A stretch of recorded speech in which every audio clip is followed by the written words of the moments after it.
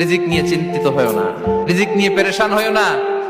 Play your role, রিজিক is fixed.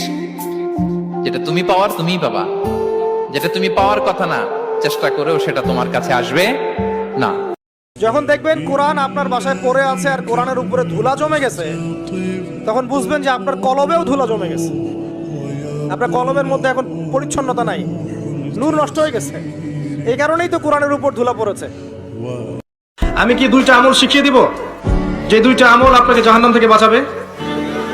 ছোট্ট ছোট্ট আমল, সকাল এবং সন্ধ্যায় 7 বার পড়তে হবে আল্লাহুম্মা আজিরনি মিনান নার, আল্লাহুম্মা আজিরনি মিনান নার, আল্লাহুম্মা আজিরনি মিনান নার। এভাবে 7 বার, সকালে 7 বার, সন্ধ্যায় 7 বার। আল্লাহ ওই বান্দাকে খুব বেশি পছন্দ করে, সে যখন কিছু খায়, খাওয়া শেষে সে পড়ে আলহামদুলিল্লাহ।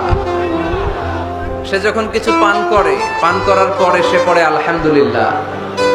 এজন্য আমরা যেন কমপ্লেইন না করি আল্লাহর কাছে, অভিযোগ যেন না করি।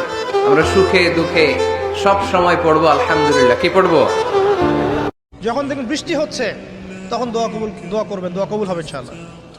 দোয়া করার আগে একবার বলবেন আলহামদুলিল্লাহ, কমপক্ষে একবার বলবেন আলহামদুলিল্লাহ রাব্বিল আলামিন, একবার কমপক্ষে।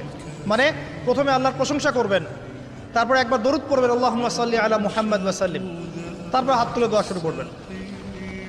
বৃষ্টি পড়ছে, দোয়া শুরু করে দেন, দোয়া কবুল হবে ইনশাআল্লাহ। মানুষের সঙ্গে ধোঁকাবাজি করে, বেঈমানি করে আপনি দুনিয়াতে সামান্য সামনে আগাতেও পারেন, বাট কিয়ামতের কঠিন ময়দানে আপনি সবচাইতে পেছনে থাকবেন। ধোঁকাবাজি করে দুনিয়াতে সামনে আগানো যেতে পারে সাময়িকের জন্য, বাট পরকালে আগানো যায় না। যত বেশি দরুদ পড়বেন আপনার টেনশন তত কমে যাবে।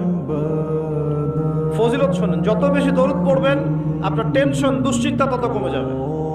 যত বেশি দরুদ পড়বেন আল্লাহ তত রহম করবে আপনাকে, আপনার গুনাহ তত মাফ হবে, আপনার নেকির পাল্লা তত ভারী হবে, এবং মুহাম্মদ সাল্লাল্লাহু আলাইহি ওয়াসাল্লামের সুন্নতের উপর আমল করা আপনার জন্য সহজ হবে। আর সবচেয়ে বড় কথা, কিয়ামতের দিন আপনার পক্ষে নবী সাল্লাল্লাহু আলাইহি ওয়াসাল্লাম স্বয়ং সুপারিশ করবেন ইনশাআল্লাহ, যদি আপনি বেশি বেশি দরুদ পড়তে পারেন।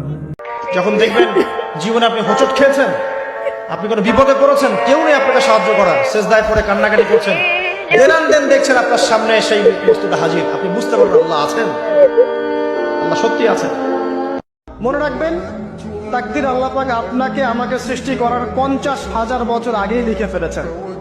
অতএব এটা নিয়ে বিভ্রান্ত হবেন না, হতাশ হয়ে যাবেন না, এবং আমল ছেড়ে দিয়ে বসেও থাকবেন না। সাহাবীরা বলেছিল আমরা কি আমল ছেড়ে দিব? নবীজি বলেছেন না, বরং তোমরা আমল করতে থাকো।